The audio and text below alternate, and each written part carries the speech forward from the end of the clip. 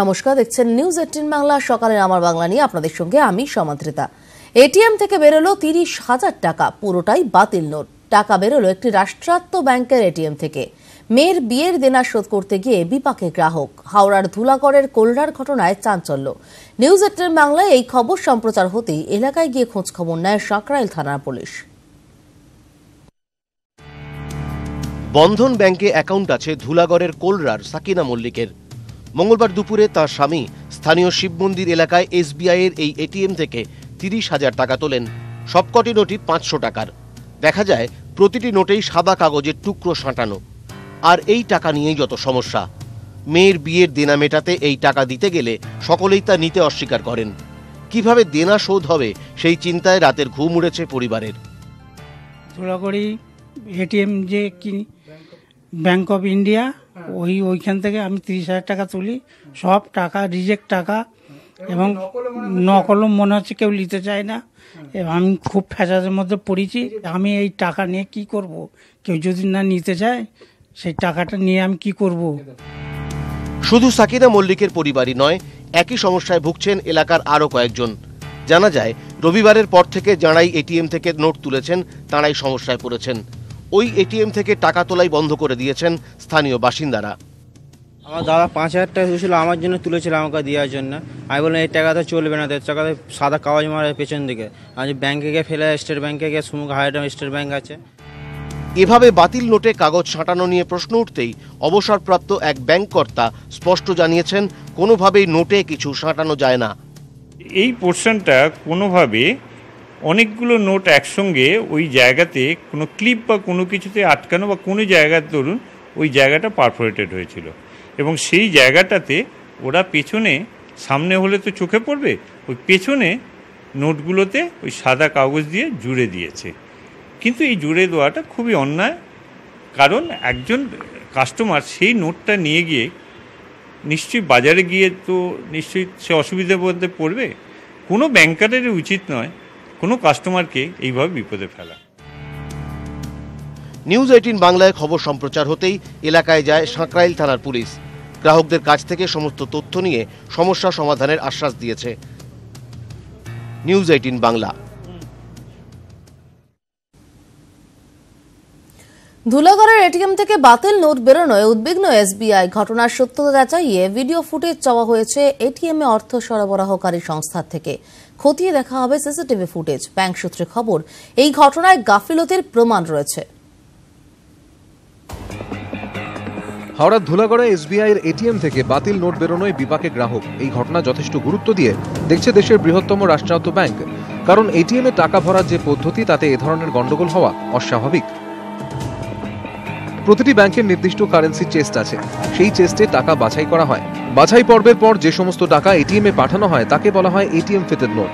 কোনো নোট ছেঁড়া ফাটা তাপ্পি মারা এটিএম এ পাঠানো হয় না।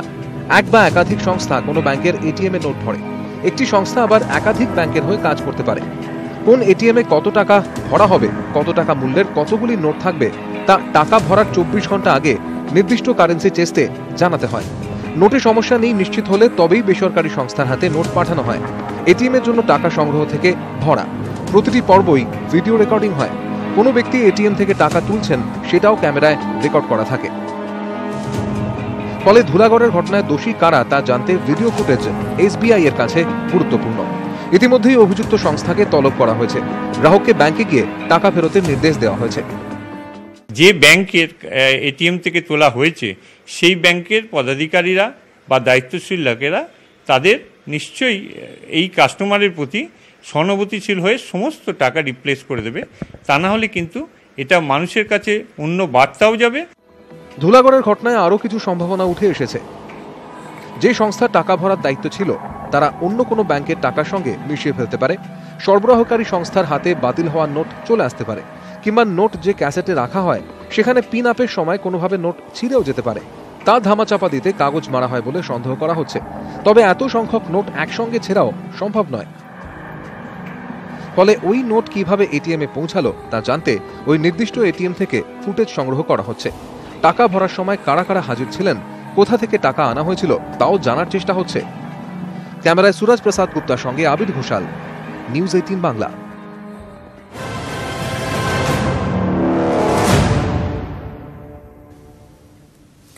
বর্ষা এলে রুদ্র মূর্তি ধারণ করে পদ্মা, ভাসিয়ে দেয় সংসার, ঘর ছেড়ে তখন উদ্বাস্তু জীবন। এই জীবনে কি ছবিটা পাল্টাবে না? প্রশ্ন মুর্শিদাবাদের টলটলির।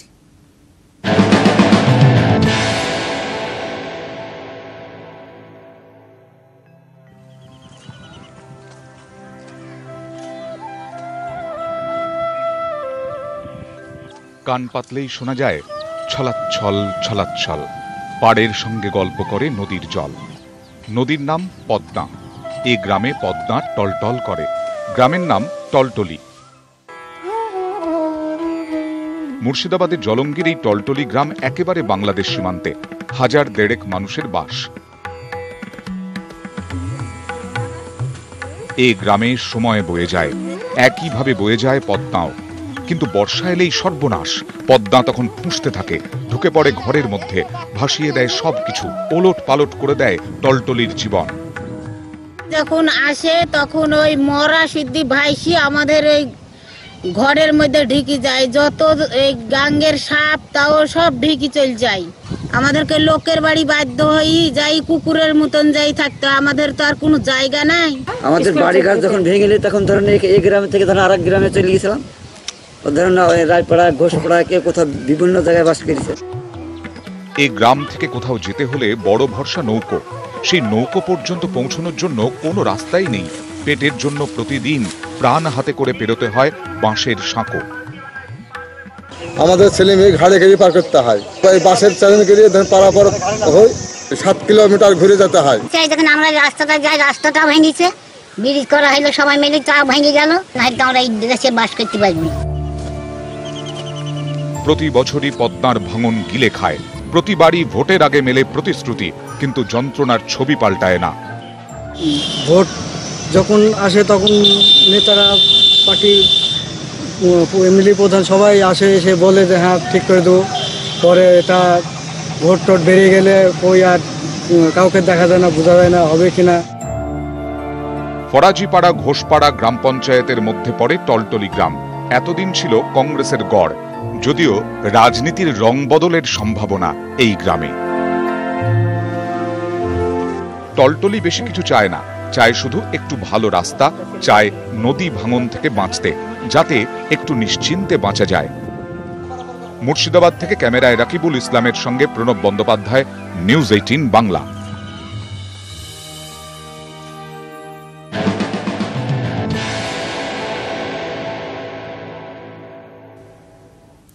পরিবর্তনের অন্যতম আঁতুড়ঘর, তাকে ঘিরে লেখা হয়েছে ইতিহাস। কেমন আছে সেই সিঙ্গুর?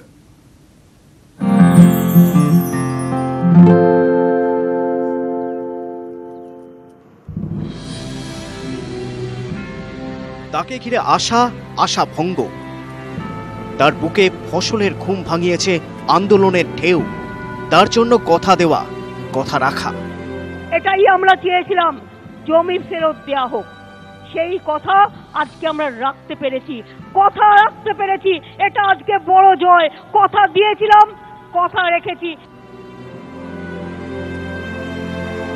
তাকে ঘিরে বছরের পর বছর ধরে আইনি লড়াই, তাকে ঘিরে রাজনীতির ঝড়। রাজনীতির ময়দানে সিঙ্গুর এক তারকা চরিত্র। জমি আন্দোলনকে কেন্দ্র করে এই সিঙ্গুর একসময় রক্তাক্ত হয়েছে, কিন্তু সে লড়াই ছাড়েনি। দীর্ঘ লড়াইয়ের পর ফিরে পেয়েছে জমি। সেই সিঙ্গুর কেমন আছে আজ? এখানে রাস্তাঘাট অনেক হয়েছে, আমাদের স্ট্রিট লাইট হয়েছে, মোড়ে মোড়ে আলো হয়েছে, কিছু জায়গায় জলের ব্যবস্থা হয়েছে। পঞ্চায়েত থেকে সেরকম কিছু সুবিধা পাইনি, বার্ধক্য ভাতাও কিছু পাইনি। 1978 থেকে টানা 1993 সাল পর্যন্ত সিঙ্গুর পঞ্চায়েত সমিতি ছিল সিপিএম এর দখলে। 1998 সালে তা ছিনিয়ে নেয় তৃণমূল। 2003 সালে আবার সিপিএম। 2008 এবং 2013 সিঙ্গুর পঞ্চায়েত সমিতি ফের দখল করে তৃণমূল। এবার কি হবে? 2018 পঞ্চায়েত ভোটের আগে কি বলছেন সিঙ্গুরবাসী? উন্নয়নের কোনো রকম আমরা খামতি রাখিনি। এছাড়াও পঞ্চায়েতের মাধ্যমে আমাদের যে বাংলা আবাস যোজনা, গীতাঞ্জলি প্রকল্প, বার্ধক্য ভাতা, বিধবা ভাতা, যেগুলো যেভাবে আমাদের লিস্ট আছে, সরকারি যে লিস্ট, সেই অনুযায়ী আমরা অনেকটাই কাজ এগিয়ে নিয়ে গেছি। সুবিধা আমরা কিছুই পাইনি। কাজ হওয়ার মধ্যে এই রাস্তাটাই যা হয়ে উঠেছে, তাও করতে করতে রয়ে গেছে। অনেকে বলেন দুর্গাপুর এক্সপ্রেসওয়ের ধারের এই সিঙ্গুরি পরিবর্তনের অন্যতম আঁতুড়ঘর। একসময় বামেদের দখলে থাকলেও এখন সিঙ্গুরের উর্বর জমিতে ঘাস ফুলের চাষ। এহেন সিঙ্গুরে কি বিরোধীরা এবার দাঁত ফোটাতে পারবে? উত্তর মিলবে পঞ্চায়েত ভোটের ফলে। সিঙ্গুর থেকে রানা কর্মকার, নিউজ 18 বাংলা।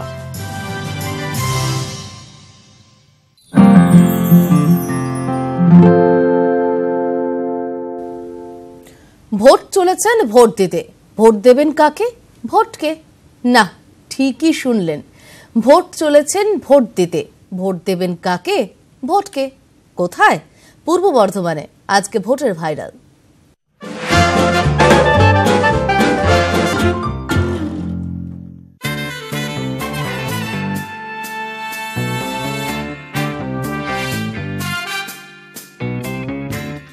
ওই যে ভোট যাচ্ছেন, হ্যাঁ, এর নাম ভোট।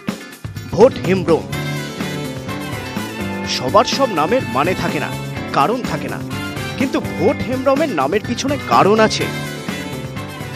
ওরা ভোট দিতে যাবে, বাবা মা বেরিয়েছে, আর সেই মুহূর্তে আমি জন্মগ্রহণ বসমাতা আমি পা দিই। অন্য নাম দিচ্ছিল বাবা মারা, তখন দাইমা বলল না, এই তোমার এটা ভোটের সময় জন্ম হয়েছে, এর নাম তোমার ছোট ছেলেটার নাম হচ্ছে ভোট হেমব্রম।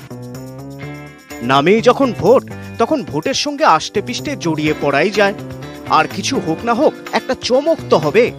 সেই চমককেই হাতিয়ার করেছে বিজেপি। ভোট হেমব্রম এবার পূর্ব বর্ধমানের রায়ান 1 নম্বর পঞ্চায়েতে বিজেপি প্রার্থী। দেখুন, ভোট হেমব্রম আমাদের পঞ্চায়েতের প্রার্থী, রায়ান 1 নম্বর পঞ্চায়েতের। আমরা আশাবাদী যে ভোট হেমব্রম তার নামের গুণেই অনেকটা প্রচারে এগিয়ে গেছেন। ভোট আসে, ভোট যায়। এবারে কবে ভোট তা এখনো জোর দিয়ে বলা যাচ্ছে না। তবে পূর্ব বর্ধমানের রায়ানে কিন্তু ভোট রোজই আসে, যায়, দাঁড়ায়, বসে, জিরোয়, দুটো কথা বলে, খায়, ঘুমোয়, ভোট দেয়, আবার ভোট চায়ও। ভোটের namesake vote Hembram. Sharadindu Ghosh, news 18 Bangla.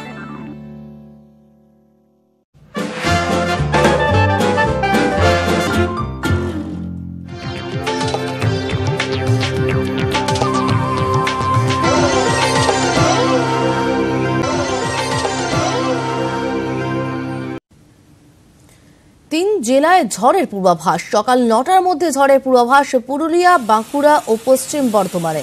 60 kilometre বেগে ঝড়ের পূর্বাভাস। সকাল থেকেই দুর্গাপুরে ঝড় বৃষ্টি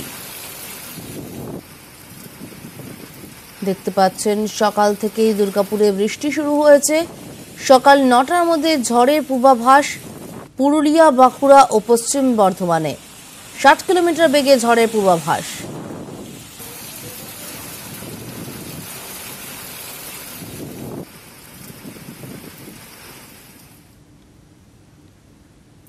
যাত্রা বিষধর গোখরো সাপ হাতে অভিনয় করছিলেন অভিনেত্রী। সেই সময় সাপের ছোবলে মঞ্চে পড়ে যান অভিনেত্রী কালিদাসী মণ্ডল। বিষ নামাতে মঞ্চের পাশেই দীর্ঘ 4 ঘন্টা ধরে চলে ঝাড়ফুঁক। তারও পরে হাসপাতালে নিয়ে গেলে মৃত্যু হয় কালিদাসীর। হাসনাবাদের বরুর হাটে এবারই প্লাস্টিক সাপের পরিবর্তে জ্যান্ত সাপ আনা হয়েছিল। গত শুক্রবারই আমরা দেখিয়েছিলাম কোচবিহারের হলদিবাড়িতে বিনা প্রশিক্ষণে সাপ ধরতে গিয়ে মৃত্যু হয় যুবকের। তারপরেও সচেতন হননি কেউই।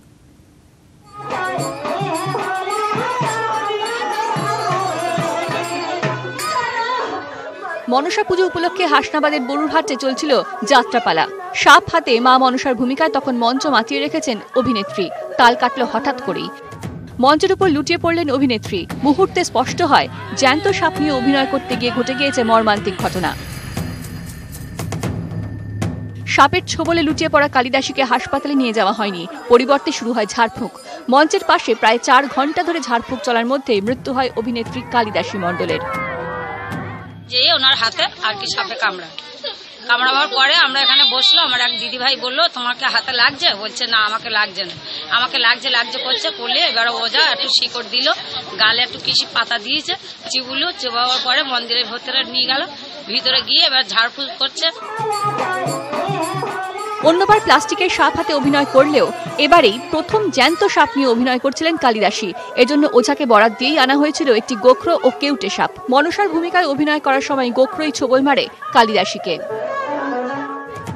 হাসপাতালে নিয়ে যাওয়ার পরিবর্তে ওঝা দয়াল বিশ্বাসের হাতে দীর্ঘক্ষণ ফেলে রাখার কারণে মৃত্যু হয়েছে কালিদাসীর। কোচবিহারের হলদিবাড়ির পর এবার হাসনাবাদের বরুরহাট। আরও একবার কুসংস্কার আর অন্ধবিশ্বাসের মর্মান্তিক পরিণতির সাক্ষী গোটা সমাজ। মনসা মঙ্গল কাব্যে স্বামী লক্ষিন্দরকে বাঁচাতে মা মনসার শরণ নিয়েছিলেন বেহুলা। এবার মনসারূপী মানুষই হারল সাপের কামড়ে। হাসনাবাদ থেকে অনুপম সাহার রিপোর্ট, নিউজ 18 বাংলা।